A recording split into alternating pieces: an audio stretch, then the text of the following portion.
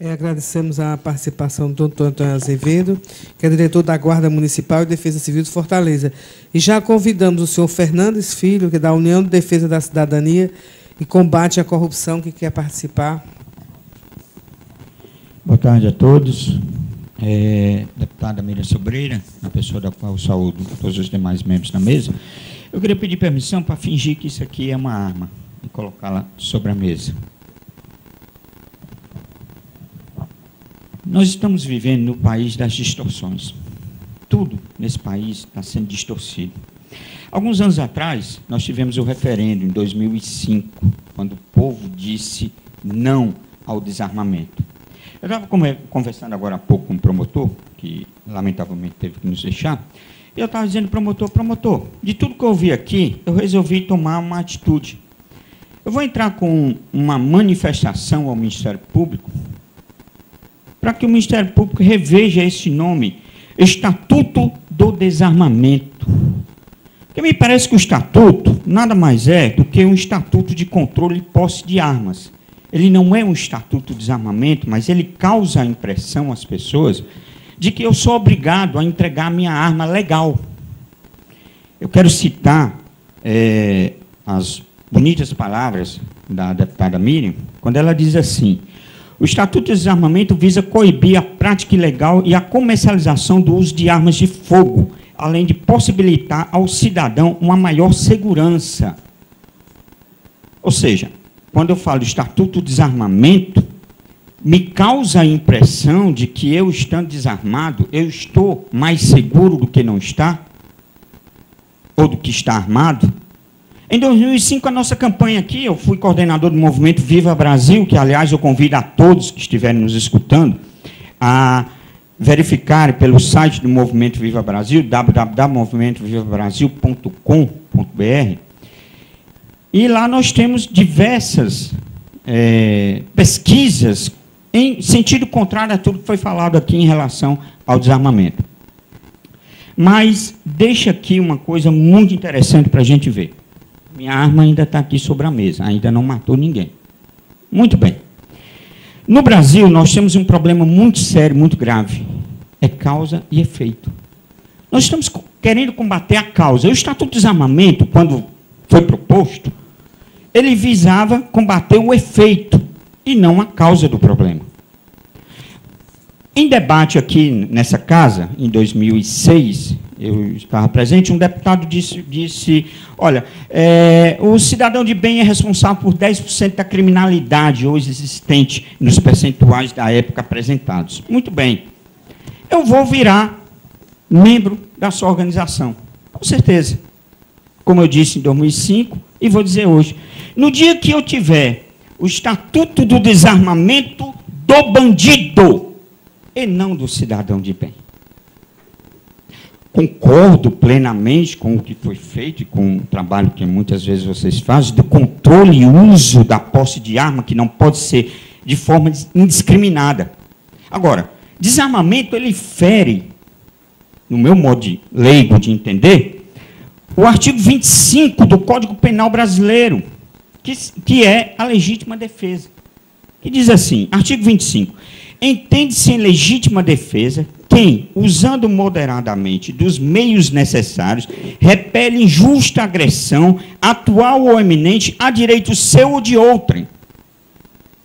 Ou seja, a polícia militar, que é o último baluarte, a última trincheira entre a marginalidade e o cidadão ordeiro, também entra nessa situação, porque ela repele a criminalidade, a violência cometida contra outrem.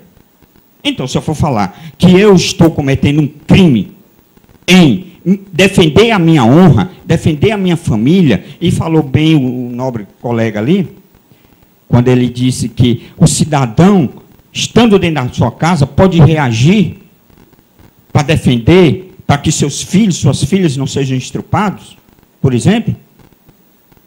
Está se falando de um outro dano que ninguém fala, do dano psicológico causado naquele cidadão que foi violentado, que foi tomado aquilo que ele tanto suou para conquistar. É um dano irreparável que ninguém fala. Em termos jurídicos, podemos dizer que a legítima defesa decorre quando o autor pratica um fato típico. Ou seja, ele usa de violência. Então, no dia em que nós tivemos um estatuto do desarmamento do bandido, eu estou dentro. Sou pela cultura da paz. Eu quero ver a seleção brasileira entrar com aquela faixa linda, como foi falado aqui, pedindo o desarmamento. E eu quero ver todos os marginais do Brasil entrarem nesse estádio de futebol com as suas armas e depositarem aos pés da seleção brasileira. Eu sou a favor disso. Eu não sou contra o desarmamento do bandido. Mas desarmar o cidadão ordeiro, praticar ilusionismo, dizendo que nós temos um estatuto de desarmamento, quando nós temos, na realidade, um estatuto de controle e posse de armas. É, no mínimo, para mim, uma inversão de valores cometidos, como muitos que nós estamos vendo aí. Antigamente, nós entrávamos na faculdade, já estou encerrando, porque eu estudava. Hoje eu posso entrar na faculdade que eu vou ser rotulado de pobre, negro, e um dia desse aí eu vi uma brincadeira, espero que seja brincadeira, que os usuários de droga vão ter cotas nas universidades. Espero que realmente seja uma brincadeira. Embora no país das distorções eu não duvide mais nada. Então, finalizando, no meu modo de entender, o desarmamento é um caso típico de má intenção de agentes públicos, com a específica finalidade de fragilizar mais ainda o cidadão que não tem a proteção da polícia, porque a nossa polícia, como já foi dito, está enfraquecida. Mal pode se defender o policial, imagine defender o cidadão. É isso, as minhas colocações. E, para finalizar, eu queria perguntar: o que os deputados da Assembleia Legislativa do Estado do Ceará pensariam se eu chegasse aqui com a ideia de que nós devêssemos discutir a entrega dos mandatos voluntários de vocês? Vocês iam dizer que eu era um louco, isso é um absurdo, uma vez que os mandatos dos senhores parlamentares foram dados pelo povo em soberania ao voto popular. Então, é a mesma coisa que eu discutir um estatuto do desarmamento para um povo que já disse: não, nós não queremos ser desarmados.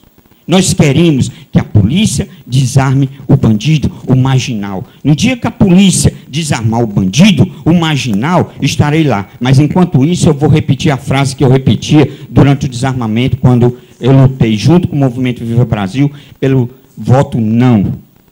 Para não dar certeza ao ladrão, diga não. Não entregue a sua arma.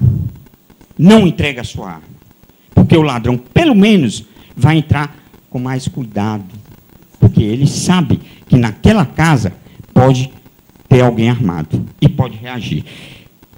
Em todo caso, minha arma, finalizando, está aqui, não saiu matando ninguém, sozinha. Ela precisa de alguém que detone o gatilho. E se a pessoa que está do outro lado não for um marginal, ou um desequilibrado mental, não vai atirar. Para finalizar, só o que o cidadão aqui falou, da redução da criminalidade. Ele falou 70% era criminalidade, caiu para 50% com a entrega de armas. É mais ou menos isso, eu posso errar um pouquinho os números. Bom, nós temos aí uma redução de 20%. 20% na criminalidade do cidadão de bem. Eu queria que fosse reduzido a 50% e nós ficássemos com 20%. Imaginem os senhores como nossa vida seria boa se nós tivéssemos uma redução de 50%, não tivéssemos uma criminalidade de 20% e não de 50%. Ou seja, o tiro na redução da criminalidade está indo no sentido inverso. Primeiro vamos combater o crime maior, os 50%. Depois a gente reduz os 20%. Muito obrigado. Agradeço a participação do senhor Fernandes Filho.